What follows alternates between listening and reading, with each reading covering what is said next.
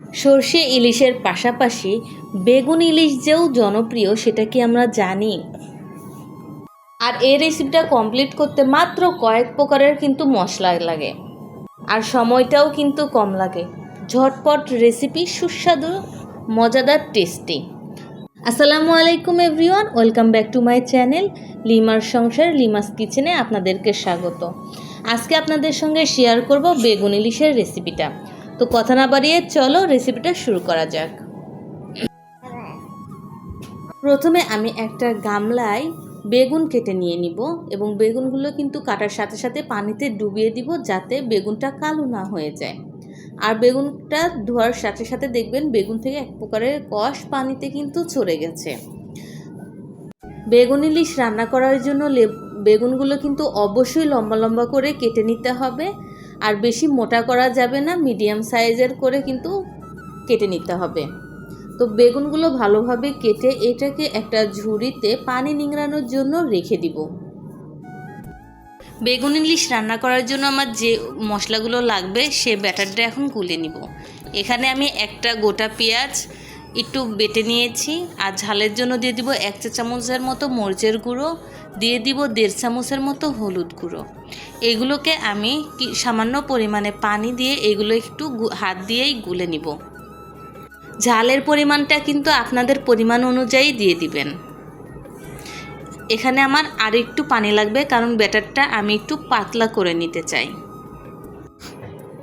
ব্যাটারটা কিছুক্ষণ রেখে দিলে কিন্তু এটা আর একটু ঘন হয়ে যাবে, সেজন্য এটাকে একটু পাতলা করে নিব যাতে অতিরিক্ত ঘন যাতে না হয়ে যায়। এই ব্যাটারটা এখন আমার গোলানো কমপ্লিট। এটাকে এখন আমি এক সাইডে রেখে দিব। চুলায় আমি প্রথমে কড়াইটা গরম হয়ে আসলে দিয়ে দিব সামান্য পরিমাণে সরিষার তেল। সরিষার তেলটা যখন গরম হয়ে আসবে তখন ধুয়ে রাখা বেগুনগুলো আমি দিয়ে দিব। কালারের জন্য দিয়ে দিচ্ছি কিছুটা পরিমাণে হলুদ গুঁড়ো। এটা দিলে বেগুনটা ভাজলে একটা সুন্দর একটা কালার আসবে। দিয়ে দিব কিছুটা পরিমাণে লবণ যাতে বেগুন ভাজার টেস্টটা একটু ভালো আসে। এগুলো এখন ভালোভাবে মাখিয়ে নিয়ে এটাকে কিছুক্ষণ ভেজে নিব। এদিকে আমি যে ইলিশ মাছগুলো রেখেছিলাম ধুয়ে সেগুলোতে লবণ হলুদ দিয়ে দিব, দিয়ে এটাকে আমি ম্যারিনেট করে নিব।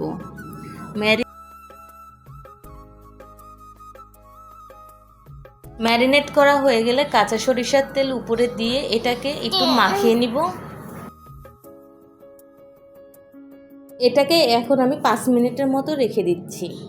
এদিকে আমি যে বেগুনগুলো ভাজছিলাম সেগুলো কিন্তু এদিকে কালারটা কিন্তু চেঞ্জ হয়ে আসছে এবং এটা একটু ভাজা ভাজা একটা কালার চলে এসেছে। এটাতে যখন কালারটা চেঞ্জ হয়ে আসবে তখন এটাকে চুলা থেকে নামাবো। অতিরিক্ত বেগুন কিন্তু ভাজার কোনো দরকার নেই। বেগুনটা তোলা হয়ে গেলে সেই কড়াইয়ে দিয়ে দিব কিছুটা পরিমাণে সরিষার তেল। তেলটা গরম হয়ে আসলে দিয়ে দিব ম্যারিনেট করে রাখা ইলিশ মাছগুলো। ইলিশ মাছগুলো কিন্তু হালকা করে ভেজে নিতে হবে, বেশি কড়া করে ভাজার কোনো প্রয়োজন নেই। যত হালকা করে ভাজবেন তরকারির টেস্টটা কিন্তু ততটাই কিন্তু মজার হবে। আমার এক পাশে যখন হালকা করে ভাজা হয়ে গেলে আরেক পাশ উল্টে দিব, 2 পাশে সমানভাবে ভেজে নিব। 2 পাশে ভাজতে আমার 5 মিনিটের মতো সময় লেগেছে। এগুলোকে এখন আমি তুলে নিব। এখন সেই ভাজার তেলেই আমি এখন দিয়ে দিব কিছুটা পরিমাণে কালো জিরা ফোড়ন, আর দিয়ে দিব কিছুটা পরিমাণে কাঁচামরিচের ফোড়ন। এগুলোকে আমি কিছুক্ষণ ভেজে নিব। যতক্ষণ না কালো জিরার একটা স্মেল বের হচ্ছে ততক্ষণ এটাকে আমি ভেজে নিব। যে পর্যায়ে আমার কালো জিরা থেকে গন্ধটা বের হয়ে আসবে তখন দিয়ে দিব ম্যারিনেট করে রাখা মশলাগুলো।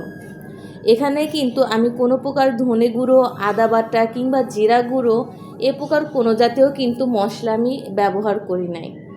তো এই বাটাবাটি ঝামেলা ছাড়াই কিন্তু এই রেসিপিটা কমপ্লিট করা যায়, আর এটা কিন্তু খেতেও অনেক মজার। তো মশলাটা এমন পর্যায়ে কষাতে হবে যে পর্যায়ে উপরে তেল ভেসে আসবে এবং মশলাগুলো একদম ঘন ঘন হয়ে আসবে, ততক্ষণ পর্যন্ত এই মশলাটা কিন্তু কষিয়ে নিতে হবে। কিছুক্ষণ মশলাটা কষিয়ে এই পর্যায়ে আমার মশলাটা কিন্তু ঘন হয়ে আসছে এবং তেলগুলোও কিন্তু উপরে সম্পূর্ণভাবে ভেসে উঠেছে। এ পর্যায়ে আমি দিয়ে দিব পরিমাণ মতো পানি। ঝোলের পরিমাণটা আমি একটু বেশি রাখছি, কারণ এটা একটু ঝোল ঝাল রেসিপি হবে। আবার অতিরিক্ত ঝোল দিলে কিন্তু তরকারির টেস্টটা কিন্তু ভালো আসে না। স্বাদ মতো লবণ দিয়ে এটাকে ঢাকনা দিয়ে ঢেকে রেখে দিব যতক্ষণ না বলক আসে। কিছুক্ষণ পর ঢাকনা সরিয়ে এ পর্যায়ে যখন আমার তরকারির বলকটা চলে আসবে তখন দিয়ে দিব ভেজে রাখা মাছগুলো। এগুলো দিয়ে আবারও আমি ঢাকনা দিয়ে ঢেকে এটাকে আমি 5 মিনিটের মতো রান্না করে নিব।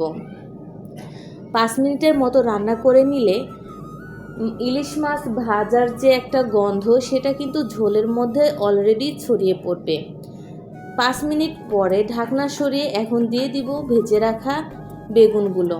এগুলো দিয়ে আমি 15 মিনিটের মতো রান্না করে নিব। 15 মিনিটের মধ্যেই কিন্তু আমার ঝোলটা একদম পারফেক্টলি চলে আসবে। বেগুনগুলো সবগুলো দেওয়া হয়ে গেলে একটু নাড়াচাড়া করে নিচ্ছি, ঝোলের সাথে ভালোভাবে মিশিয়ে নিব। এখন লাস্টে আমি দিয়ে দিব আবারও কিছুটা পরিমাণে কাঁচামরিচ। এটা দিলে একটু তরকারির ফ্লেভারটা আর একটু ভালো আসবে। ঢাকনা দিয়ে ঢেকে দিলাম 15 মিনিটের জন্য। 15 মিনিট পরে ঢাকনা সরিয়ে আমার ঝোলের পরিমাণটা এ পর্যায়ে চলে এসেছে এবং বেগুনগুলো কিন্তু পারফেক্টলি সিদ্ধ হয়ে গেছে। অল্প মশলা দিয়ে এবং অল্প উপকরণ এবং ঝটপট রেসিপিটা আসলে যে এত মজাদার, আর বেগুন দিয়ে ইলিশ মাছ আসলেই দুর্দান্ত। যদি বলেন সর্ষে ইলিশের পরে কোন রেসিপি, তাহলে আমি বলবো বেগুন ইলিশের রেসিপিটা কিন্তু দ্বিতীয় স্থানে আমার কাছে যেটা মনে হয়েছে। তো ভিডিওটা কেমন লাগলো অবশ্যই কমেন্টে জানাবে, ভালো লাগলে লাইক করবে এবং চ্যানেলে সাবস্ক্রাইব করে আমার পাশে থাকবে। দেখা হবে অন্য কোনো ভিডিওতে, সে পর্যন্ত ভালো থাকো, সুস্থ থাকো এবং আমার জন্য দোয়া করো। আল্লাহ হাফেজ।